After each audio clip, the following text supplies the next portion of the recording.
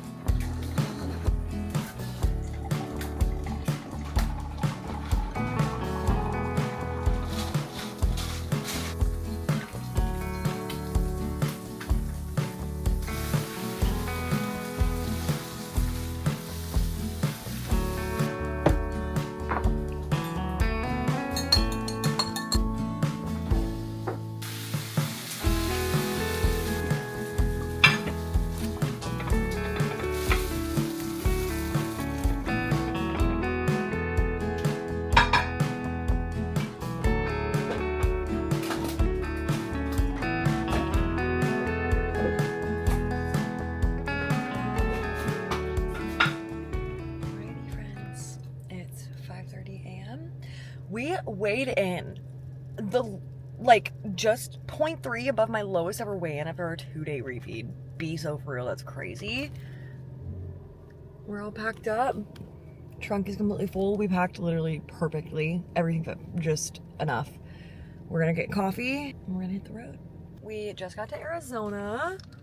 I'm at a truck stop waiting for an open spot, and then we're gonna hit the road again, but it's 8:30 right now. I'll have my first meal, I think, and also a energy drink as well. Right. Okay, so, wow. We have an hour and a half left of our drive. It is 4:11, and I'm having my second to last meal of the day. I'm eating 3 of the same meal just for simplicity. It's sweet potatoes, walnut, and chicken. You guys, I think, might have seen it earlier. Either way, I was sent these Quick Bars, and I'm technically a partner with them, I believe. I haven't done all the back end stuff, but we're gonna give it a little go. I'm excited to try it. Take one first little bite. I think I would like it a little warmer. Yeah, it's good. I just think I'm gonna let it sit in the sunlight for a little bit because it's cold. Oh, it looks like Chase's truck. I will see y'all when we get to the hotel. We made it to the hotel. It's 6:10 right now. I'm gonna run to Target because I have to grab some chicken since we didn't have enough the other night and we got home really late from seeing our friends last night. We're gonna do that, get some steps in around Target, and also probably come back and get some steps in the little room. Brooklyn is adjusting well for now, and then shower, call Chase, Bible study, and knock out and eat my last meal.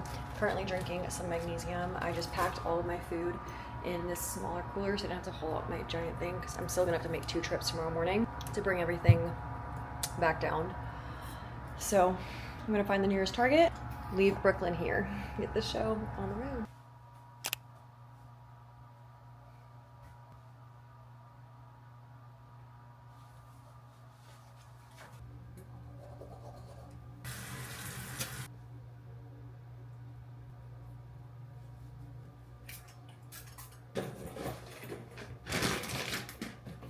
Okay, we made it to my mother-in-law's.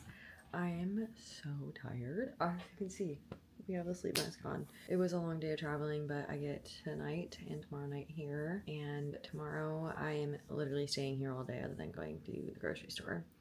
So I'm gonna be working out here. My mother-in-law, excuse me, has a treadmill here. I mean, lives out in the country and she has dumbbells and stuff. So I'm just gonna stay here and do an at-home dumbbell workout, do full body and get all my steps in here, and we're back to normal eating. So back to 100 carbs, and then we finish out the week with the rest of depletion, and my coach will then be getting me peak plan, I believe Friday or Saturday, and then we're literally a week out from show. So crazy. I don't even know what time it is. It's like 9:30. So love y'all.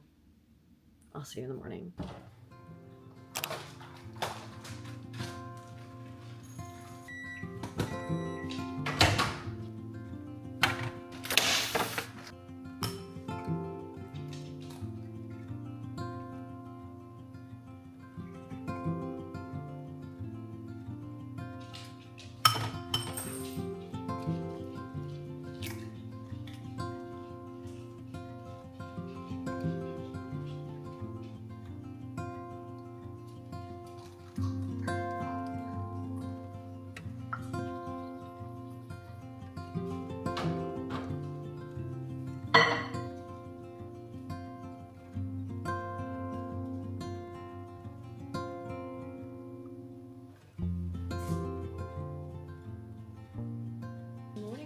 We are awake. It is currently 9:30 and I'm gonna see how much sleep we got.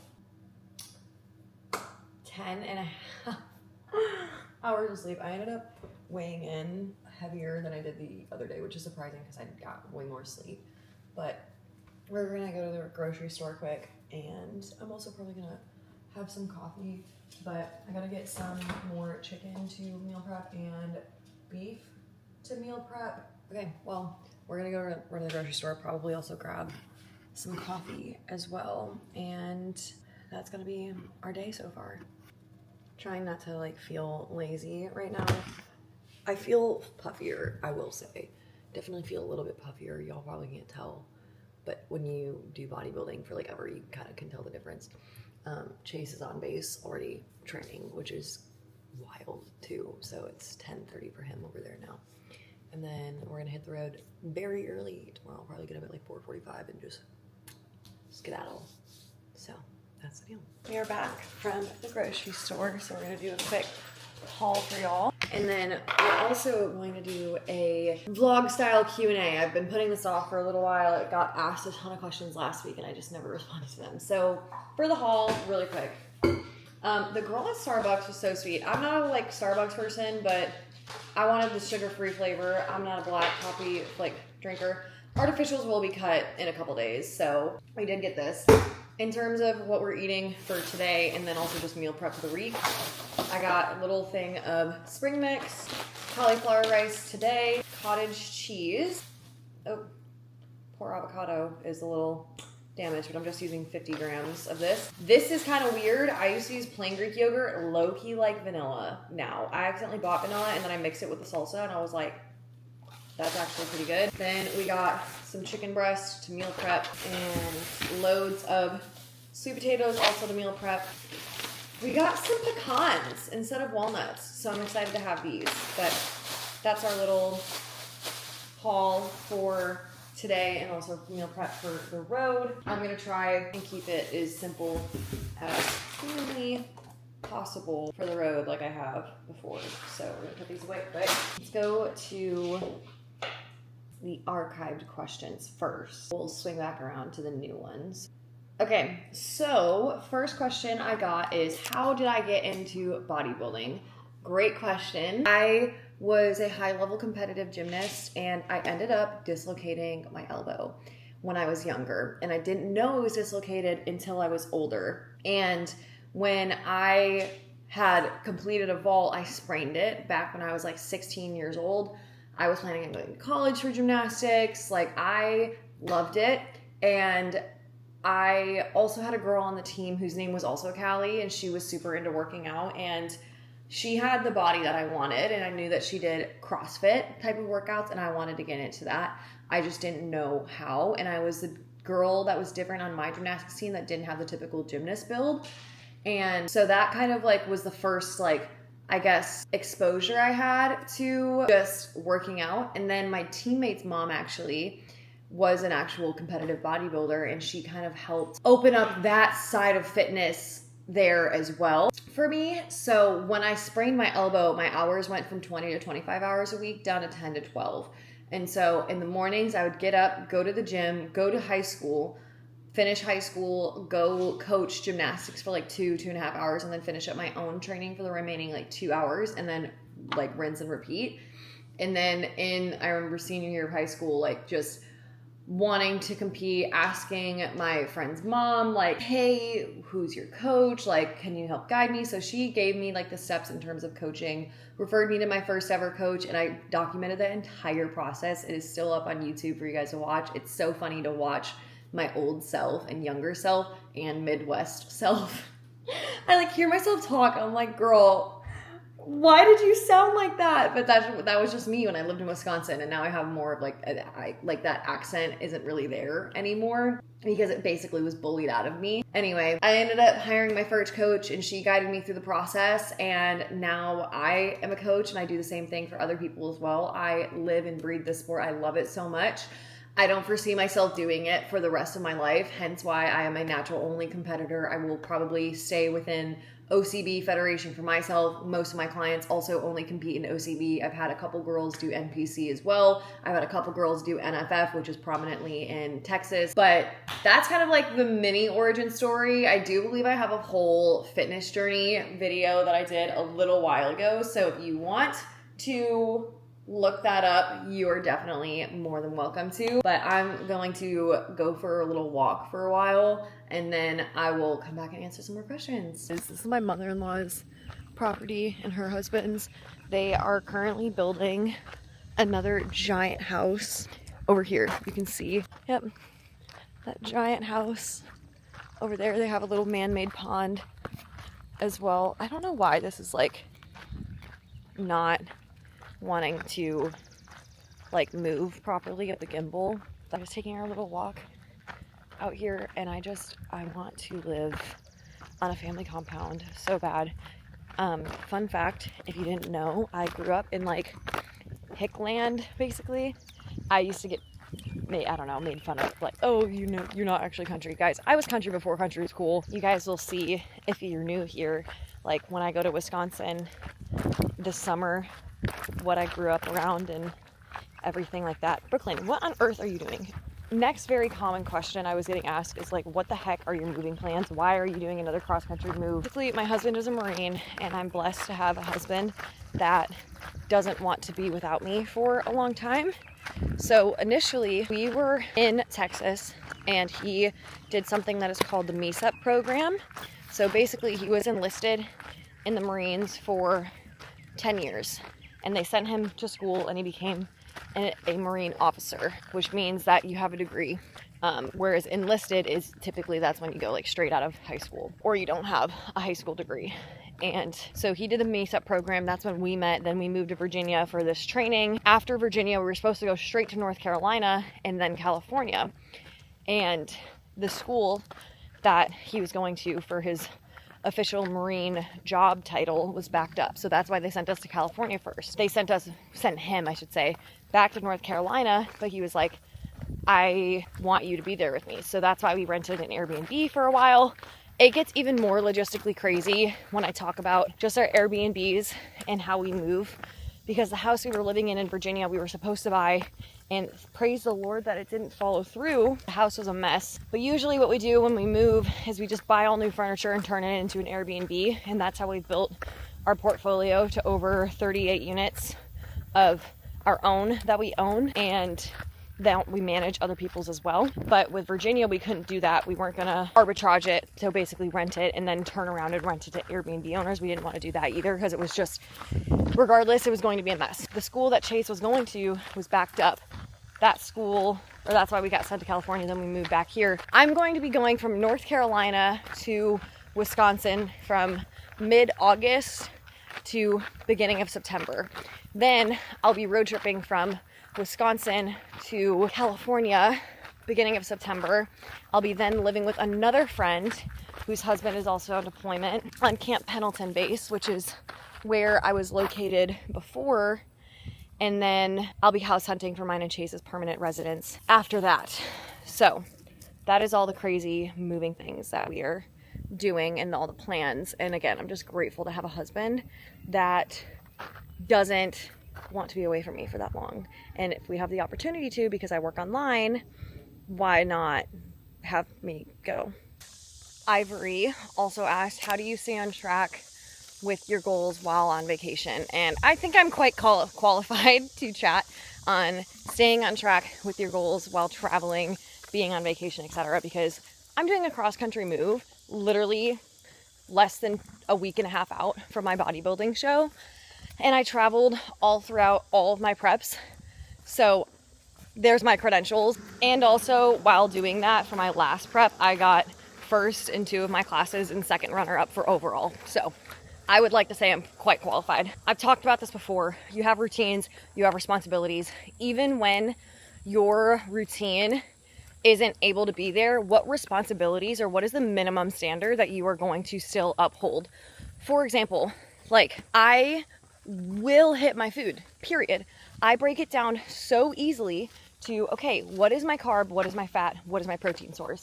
And I just think, okay, chicken is a protein source, walnuts are a fat source that are super easy, and my carb source is either going to be rice or potatoes. And there's no emotions involved. It is simply just, what do I need to do to hit these goals? And I take the emotion out of it. And then also my minimum standard of getting steps in.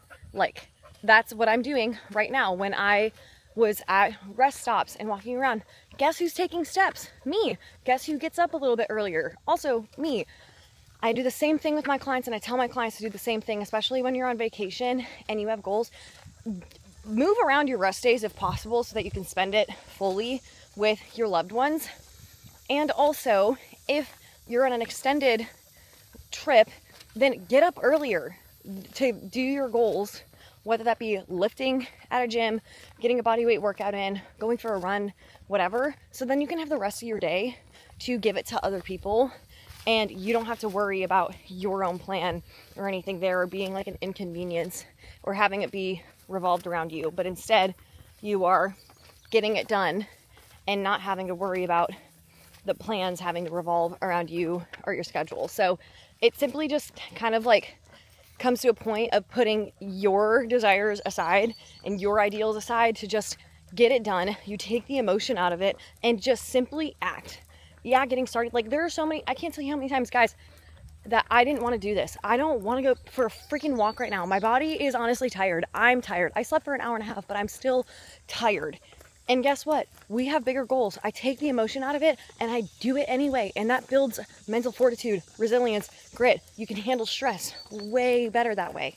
And again, with the food, I don't care if it tastes good. I mean, I love my sweet potato walnut chicken combo. I think it honestly tastes great and amazing, but I'm still going to eat it because I know it's also a short period of time that I have to execute it. There will be an end to this way of eating, but I would rather be prepared and act on the things that I do have control over rather than just letting it be up in the air, because random inputs equal random outputs, and I hate the idea of having a random output and not being able to pinpoint what I didn't like about it and not going back to the beginning of the equation to figure out what I could change and not knowing what I could change because I put random inputs in. Does that make sense? I don't know. I think especially in bodybuilding it's very data driven, and it can be easy for me at least to pinpoint exactly what I could change because it is a very controlled variable sport, and so most times the outcomes are quite predictable.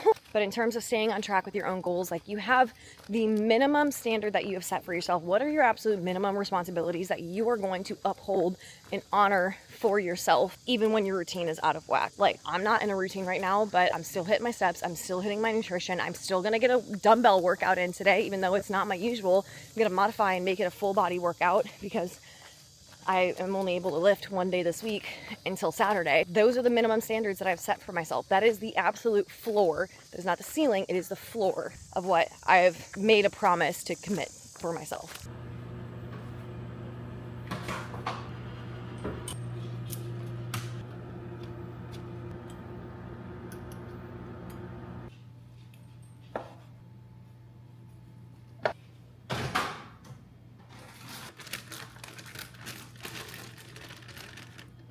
Gracelyn asks, do I have a recommended Bible study plan?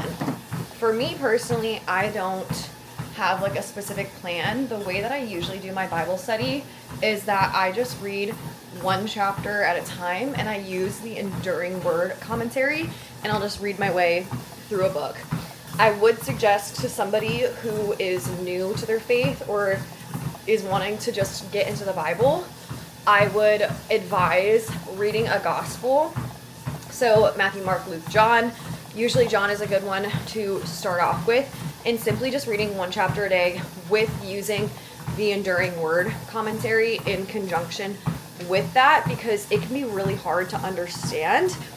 Some versions of the Bible that I would recommend is probably NLT, NIV, or even CSB. ESV is a good one as well. As a beginner, I do not think that you should be reading the King James Version. You can work your way up to that, but as a baby believer, probably not the best to start off with. And then I also like reading in the Old Testament as well. Psalms and Proverbs are great ones. Those are from like the wisdom books of the Bible. That's usually how I go about like a Bible study or reading plan. Grace asked, how do you incorporate God into fitness? With incorporating God into fitness and how I went about this, biggest thing that I started doing was praying before my meals, and that then flooded into praying during cardio, allowing time for solitude. I was somebody who really idolized fitness for years and years and years, and a big part of my personal fitness story and even just testimony now is how I transitioned my fitness journey to stop being about me and start being about him. And what does that look like? One, I wanted to steward my body well. I didn't want to just lose body fat for the selfish reason of losing body fat. I wanted to be able to look at food and not be addicted to it, not be obsessed by it, not having it consume my every other thought. So I started implementing practices like fasting to become spiritually hungry for God and to take away that idol of food. Because when you take away the idol of food, that then, if done correctly, you should be using that time to spiritually reflect, to pray. And also for me, with healing my relationship with food even, praying before your meals allows for space and kind of just like a mindfulness practice. I now eat my meals pretty slowly. I have the privilege and blessing to be able to do that. But by having that space between when I make the meal and when I consume it, I just take a moment to habit stack my prayers. And a lot of times, like, I'll close my eyes and start praying, and I'll be praying for the next, like, I don't even know, 5 minutes sometimes before a meal. So I pray before breakfast, lunch, and dinner. I also pray in the morning with my prayer journal. I also pray at night with my husband, and personally several times, like, throughout the day. Sometimes I'll even intentionally, like, get down on my knees and kind of, like, have open hands and surrender in that way. Once I started bringing the fitness journey to be more about God and not about myself, and stopped hyperfixating on the results and just learning to actually surrender and open my hands, not just keep one finger in. I was surrendering every other area of my life, but this was my thumb. I was basically holding that in, and then finally, once I went, that's when my entire fitness journey changed. And now, honestly, like, a lot of this comes with ease. And in even relating back to an earlier question, like, there's just minimum standards that I set for myself because I believe it is honoring to do.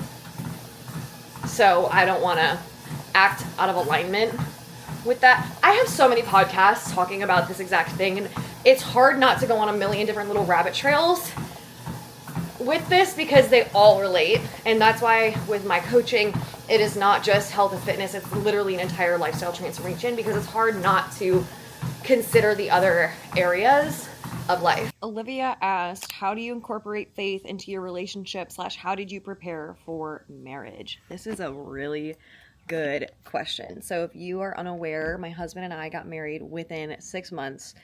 I'm talking like dating, engagement, and marriage. Our dating period was 4 months, and then we got married exactly 6 months after that. We're coming up on our 2-year marriage anniversary, and it has been incredible. I will also be the first to say that first year of marriage was really hard for us. Now, how did we prepare for marriage, incorporating faith into that? Number one was seeking out wise counsel from people who had the marriages that we wanted to, I don't want to say replicate, but emulate or take after, kind of. People who have been married for 30, 40 plus years, and people who were unbiased. So these are people that we met through our church or just through other people, or like other faithful Christians in the Bryan College Station area, which is where my husband and I were located for a good while before we ended up moving. And it's a very saturated community of Christians, which is awesome. You also think of Texas being a part of the Bible Belt. But that was the first thing. Second thing to go along with that, and something that Alex Hormozy actually has talked about, and this is on Modern Wisdom with Chris Williamson. He talks about it's people who are the closest to you, often you should not be taking their advice, which sucks because we as humans want to like seek out approval for that. And as much as I love the people who are closest to me, sometimes they don't really have exactly what I'm looking for. So I would not reach out to them for advice or input on anything. And even in my own family, I'm very different than the rest of my siblings, and we just have different worldviews, especially in terms of faith. So when Chase and I got engaged, even as fast as we did, because we wanted to uphold purity and, you know, honoring not having sex before marriage, not living with each other, we got lots of questions and honestly, like, genuine concern from loved ones, because we're like, don't you want to live with him before, you know, getting married, etc., etc. And I couldn't expect them to understand that because they have completely different worldviews. So as much as I love them, I wasn't going to take their advice because that they just didn't have the same beliefs as me. So that's another thing that I considered. Also, third thing, Chase and I did not have an extravagant wedding. That is a personal thing for us. I have never been a really materialistic person. And to the people who do want a beautiful, extravagant wedding day, do it. If you have the opportunity, go right ahead. We didn't really want that. And we really wanted to put an emphasis on the marriage, not the actual wedding. And that's a big problem we see in today's, or at least in Western culture, is that a lot of people will put an emphasis on the wedding and not the actual marriage itself. And then getting into the marriage, they're like, who did I even marry? Some other things I would highly, highly advise you do is read Christian dating books, read Christian marriage books and do so with your partner. Again, I think I talked about premarital counseling or seeking out wise counsel. Like, we didn't do official premarital counseling. We just sought out wise counsel, but it kind of like counted as that. But in these books, what Chase and I did right from the beginning of dating, we would read these books together at the same time, and I would highlight them, and he's an audiobook listener, but then we would go over the highlights or even just points that really stuck out to us when we would call, because we did medium distance for a good bit. Again, coming back to your faith and honoring what God has called us to, transparently, I was not a virgin. My husband was not a virgin coming into our like relationship, but we wanted to be pure for each other and do it that way. And I'll also be the first to say we were not perfect by any means, and it kind of took a wake-up call for the both of us to realize, oh, we shouldn't be pushing the boundaries of like how close can we get. Rather, we should be fleeing. We shouldn't be asking how close can we get, but how we have to honestly like retreat and run far away from those boundaries, because you're playing with fire at that point. So even in terms of purity, like, it got to a point for us where we just had to like no longer be on one-on-one settings anymore or something like that. Just depend. I mean, every relationship has its differences. I know some people who literally, they want to honor purity so much so that they won't even kiss before getting married because they don't want to play with fire. So they don't even like do anything in that direction to begin with. Oh, also some other things that my husband and I do is when we are together, we pray before all of our meals. And I talked about literally last clip that I pray before my meals, but when we're together, regardless of where we're at and who we're with, Chase and I, if we're together, we grab hands and we pray together. We have always made it a goal to pray together before bed. There's the only times we do not pray together is when he's in training for the military and like we have no contact through the phone. Regardless of what I'm doing, if I'm on a girls trip or if he's doing something, you know, out of state or whatever, like him and I travel a lot, we will always make time to step aside, even if it's for 5 minutes, to call and just to pray.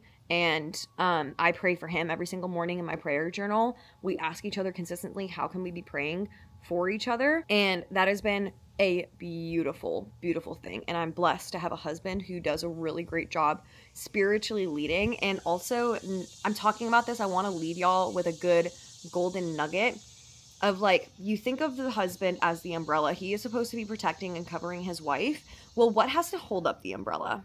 The pole, right? An umbrella has to be held up by a pole. You, as the wife, are the pole.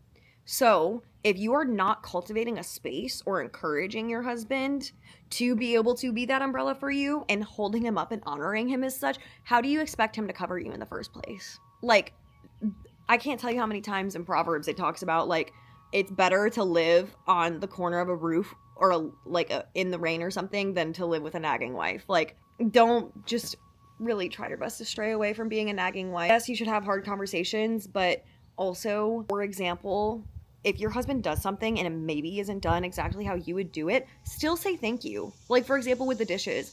I've heard of wives getting so upset because they're like, oh my gosh, my husband did the dishes, but he did them wrong. Why don't you say thank you for doing the dishes? Why? They are done.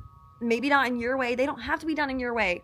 Stop being a control freak. Like, honor him and say thank you. I don't just finding little things to nitpick rather than just like seeing the optimist side of things has been transformational for our marriage too, because I have had the conviction of being a nagging wife for a little bit and I don't want to be there. Some quick questions. Zoe asked, what do I use to edit my YouTube videos?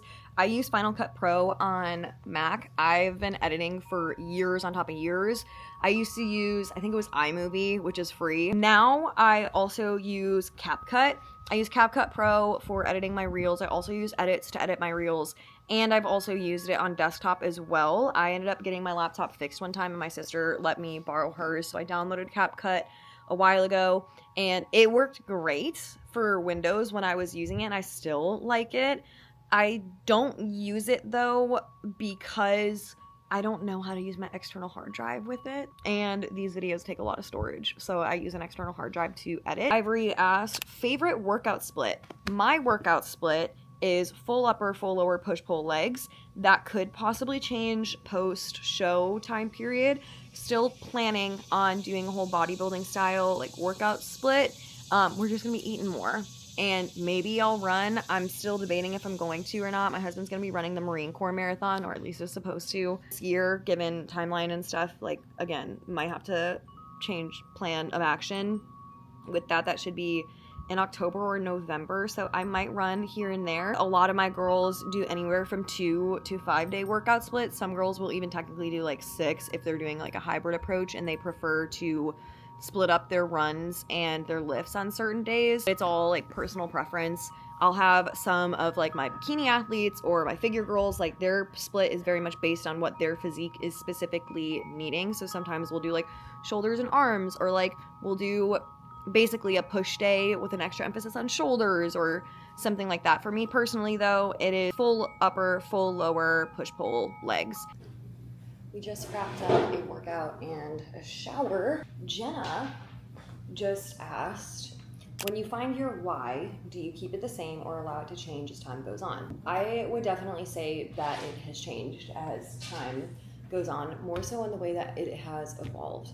My why has always been to help people in whatever capacity that looks like. For the longest time, I was gymnastics coaching. I've always had an inclination to want the best for people. I'm sure people watching can relate to even being like a people pleaser. I've been of the mindset of like, bring back going out of your way for people again and inconvenience yourself or the people that you love, because I think the Western culture has normalized being selfish, in my opinion. Like, if you have to go out of your way, like, you shouldn't do it, and I don't agree with that. My why is to help people and serve God.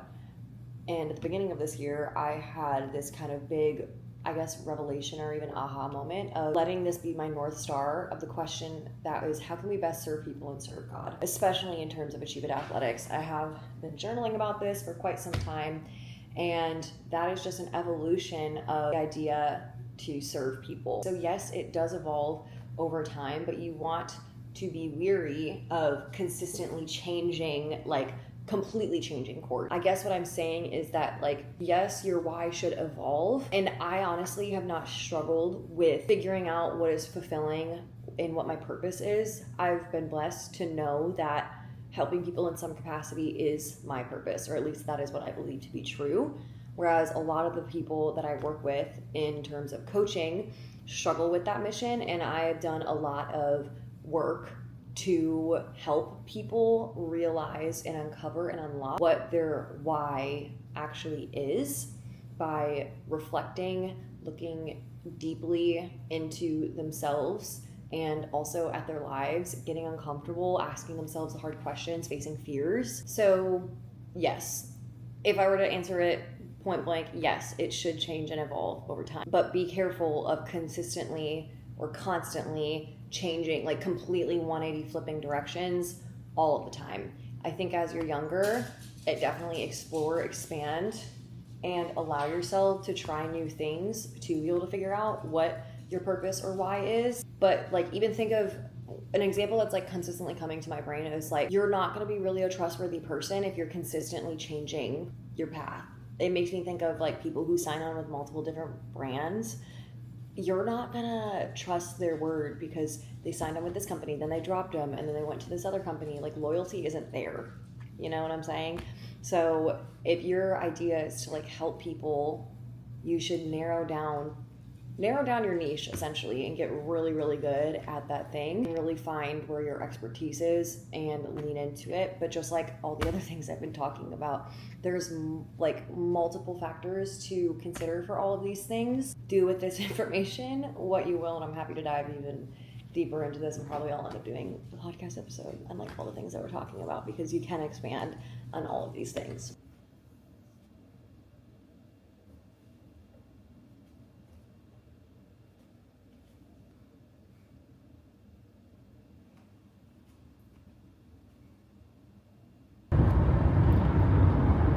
Morning, my beautiful friends. I almost said happy check-in time just because I'm so used to saying that, but it's Friday morning.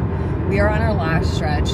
I think the last time I talked to you was when I was still in Texas with Chase's mom. I just stayed at one of my clients / friends' houses overnight in Georgia. Her name is Faith. Faith, you're watching this. Love you so much. Such a sweetie. We got my coffee. We're hitting the road. Last low carb day, and then we have my coach said 300 carbs.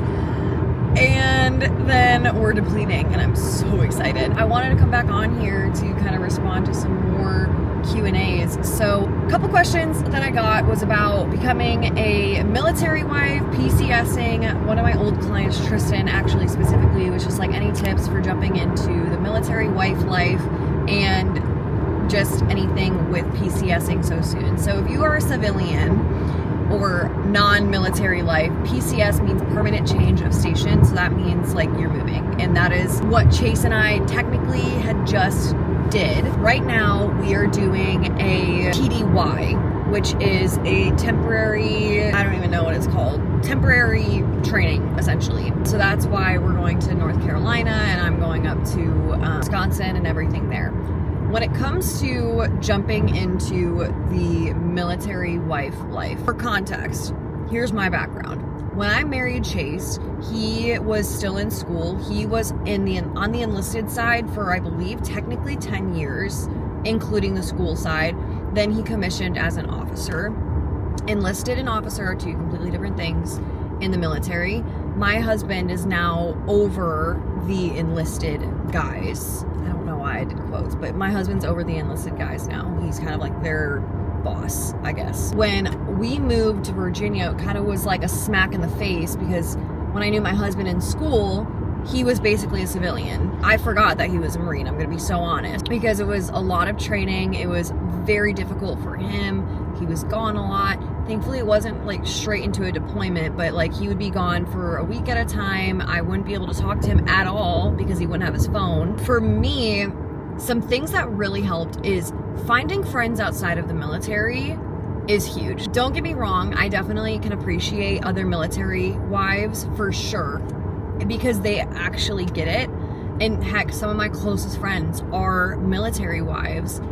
But here's the defining factor, is that these friends have interests outside of their husband. I will say I love my husband so much. He is not the only thing to me. Meaning, I love being involved in my faith, going to church groups. I love line dancing. I love dancing. I love hiking. I love the gym. So much more substance to me than just my husband. So when it came to making friends for me, I wanted there to be another layer below just my husband and bonding with friends beyond just the military and my husband. So finding groups of friends, typically from the gym or church, is where I go to. And finding hobbies, honestly, that's like the biggest thing. Another thing that my husband was so incredible about encouraging me to do is he was like, babe, if I'm gone for training, go fly somewhere, go back to Texas, go back to Wisconsin, go visit your friends. And that is a privilege, because financially, like, obviously that it costs money to go fly places and stuff. But then when I get there, I have places to stay. I don't have to pay somewhere or like pay a hotel or an Airbnb fee or anything like that. So it just took the flight to get there, and I could spend it and, you know, be intentional with my loved ones as well. Another thing that I really like doing when my husband is gone is I would journal, and I would write little letters to him, honestly, every day. Because one thing that Chase and I do is highs, lows, and buffalo. A buffalo is like a random thing that happened throughout your day. And so I would write down in the journal of like, here's a high that happened, here's a low, here's buffalo, just kind of recapping my day. And then we'd kind of go over it together once he was back. With PCSing, you just got to learn to roll with the punches too. I mean, ideally, I wouldn't love to move and change and all this stuff, but I've reframed it to be like, what a blessing. For example, I've had so many people be like, oh my gosh, what you're doing is so hard. Traveling across the country is so hard. Hard is relative. You can, honestly, maybe I'm gaslighting myself, and listen, I coach people on burnout. I'm choosing not to be stressed about this. It's like, okay, I'm just driving, and I'm choosing not to be, I don't know, I choose it not to be hard. I'm choosing it to see it as a blessing and an opportunity to learn. I'm listening to so many podcasts that are educating me so much for my business. I'm seeing parts of the country that I never would have otherwise seen. Like Georgia, guys, so pretty, underrated state. I love driving through Georgia. I'm so excited to go through South Carolina and North Carolina. But I'm choosing to have a positive outlook on it and seeing the blessings rather than like the hindrances. I'm choosing to see the blessings of living out in California. Like, guys, I was talking to my mother-in-law about it. By the end of this little like cross-country road trip nomad experience for 3 months, I believe I will have seen every single state in the United States except for like 6 or 7 by the age of 23. That's insane, guys. Like, what a blessing to be able to see that. I guess to recap in terms of like PCSing, jumping into military wife life, like be supportive of your husband. I had plenty of tips earlier just in terms of marriage and keeping your faith in the center.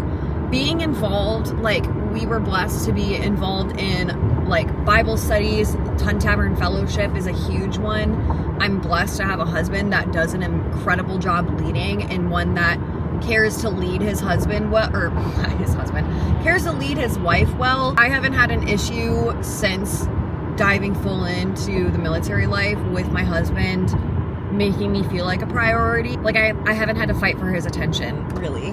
Like he makes me feel seen, he makes me feel heard, he is excited to come home and he prioritizes me, so I can't necessarily speak on that. And if it's like you're not a believer, it's hard to be able to speak into advice because again, worldviews can be just like so different. And I believe that you can be, you know, a non-believer and still prioritize a relationship, but like we just have that extra layer that is different for us and that brings a different level of closeness and also like I guess different levels of priorities with that. So I know that was a very long-winded answer, but hopefully it covered some bases. I just wanted to come on and end off this vlog and just say thank you guys so much for watching. Hopefully you learned a little bit about me, my situation, what I stand for, all the things, and thanks for coming along with me on my road trip. I know I didn't vlog a whole ton actually on the road, but we're gonna be starting our peak week and moving in vlog. I'll probably split it up honestly into 2 separate things, and I'll go over like peak week protocol because my coach gave it to me last night.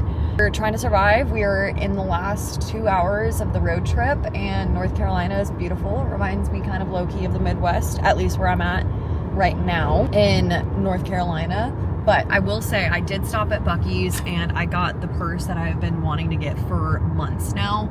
Anyway, friends, love you guys so much. Thank you for supporting me. Check me out on Instagram. I post like daily there, always on my stories as well. I also have a podcast if you want to hear more from me, just about all the things, health, wellness, business, mindset, relationships, all the things. I post there every single Monday. But I am excited to see you guys in my next YouTube video. And yeah, love you guys.